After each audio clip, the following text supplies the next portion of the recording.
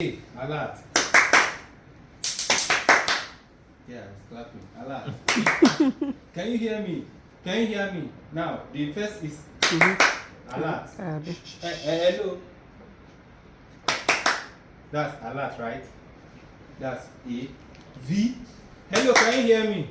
Voice. If the person is responding to alert, or if the person is responding to your what? Voice. Then the person is not responding to alert, the person is not responding to voice, then you go closer.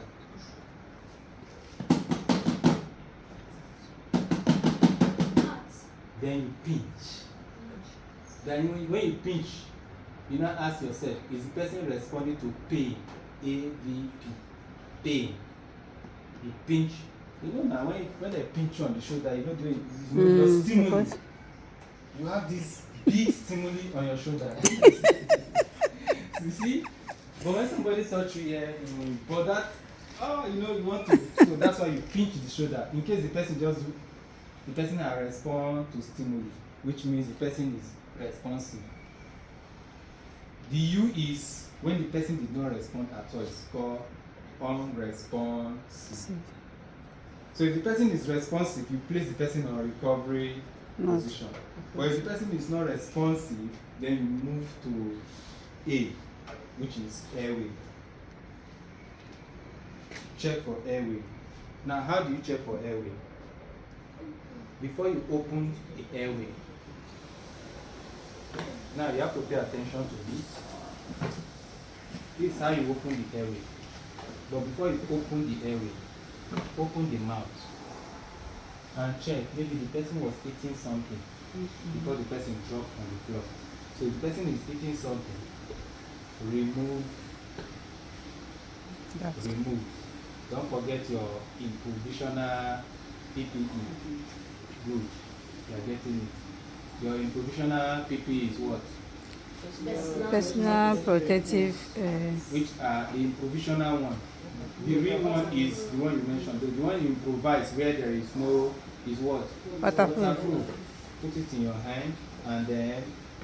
Now, don't do this when you suspect this person is an epileptic patient or this person is convulsing.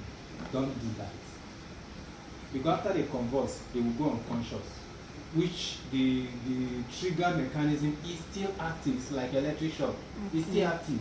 You open the person's mouth and you put your hand. I close. Have you watched crocodile grab on something before? And that's how it will be. So you have to wait. Okay. You have to wait till the person recovers. After he recovers, before they open the hand. And you know that feeling. You watch Tom and Jerry. Tom puts hands on and there's a grip. He doesn't scream. He just swallows it. I ran outside, I scream. That's what will happen that day. By the time you wait and the person recovers, they remove your hand. You go to the bedroom and do all the screaming. So, epilepsy, convulsion, don't put your hands in their mouth. You are talking about, oh, this dog is paying attention. Don't worry. Seriously. I'll give you all training. Dog training. So, you just, after you remove the object in this person's mouth, you tilt the head backward.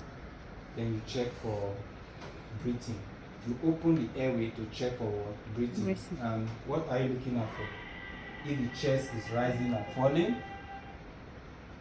if there is warm breath or noisy breath coming out from the nose and the mouth. When you feel that there is a noisy breath and there's a rising and falling of the chest, means the heart is still functioning.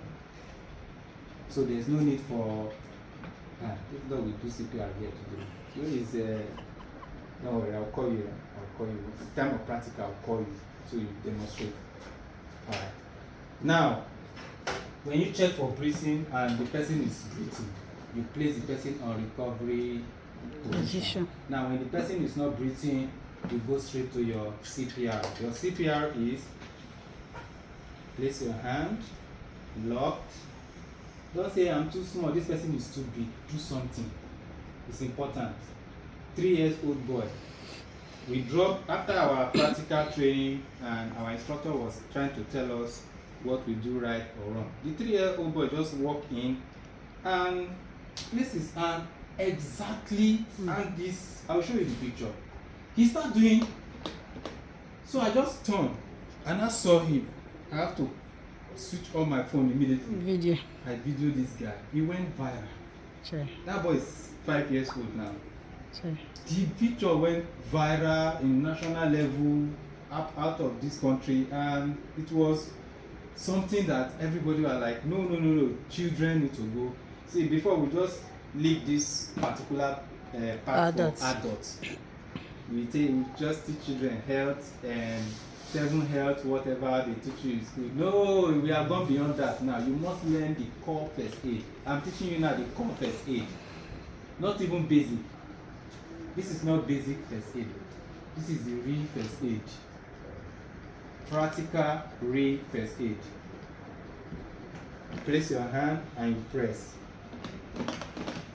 Now while you are pressing, observe. You might press and the person just you stop. You check. Can you hear me? Then you check if the person is, if you notice that the person is breathing, then you call the person's name. Keep talking to the person and place the person on what? Recovery position. Now sometimes you might do 30, it's supposed to be 32, 32. Now, if I'm to use 2 hands on adult, you are to use the same 2 hands on adult. If I'm to use 1 hand on a child, you are to use 2 hands on a child. Why? Because your hand is small. Good. Good. How can I tell you to use 1 hand? Not on a baby. Adult. Or okay, sorry, a child. Yeah, you're not start struggling when even your 2 hands. You're struggling. So you not start struggling. Then for a baby, it's still 2 fingers. Whether you are an adult or a child, it's still 2 fingers because the infants, they are all fragile. They are all fragile. Don't go and use 1 hand and press, you know, when you put akara inside bread and press it. You know what happens there. So don't do that. Still use your, no matter how big or small you are, it's just that your pressure won't be like my pressure. In fact, your own pressure will be more mild than my own. My own should be controlled, unlike yours. So use your 2 fingers for baby and an infant. In case you are there and somebody, infant, go unconscious, you say, Auntie, why can't you do CPR? You know, they will be confused, especially if it's your own child. You'll be confused. That's why I see doctors don't treat their children when they are sick. They refer to another doctor because emotion won't allow them do the right thing at the end of the day. So maybe the person just tells the baby, God, help me. Say, Auntie, is he breathing? It's not breathing. Why don't you do CPR? What is CPR? Somebody help me. Auntie, put it on the floor. It's already in crisis. So whatever you are doing, they are hoping for whatever you are doing to work. You understand? Because we are still waiting for transportation or doctor to come. You just go do your 1, 2. And before you know, maybe the baby will just say, yeah. What did you do? You saved him. Thank you. But still tell them, Auntie, start rushing to the what? Hospital. Start rushing to the hospital. Since the baby has started responding, so they can Treat. You know, so doctor can just manage whatever happened. They might just, what happened? She did CPR. How did you know CPR? They taught us in school. My daddy even taught us at home. Wow. You know, the doctor will be thrilled to know that children already know all these things at home. Back then, we don't teach children CPR. We just teach them basic first aid, and basic first aid have to do with songs, basic hygiene, and all those stuff.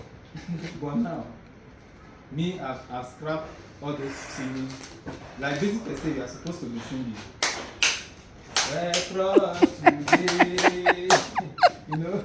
But no, we are not singing. We are taking this business serious now. We must know it. Now, we will come and do practical. Not now. We are heading into wound and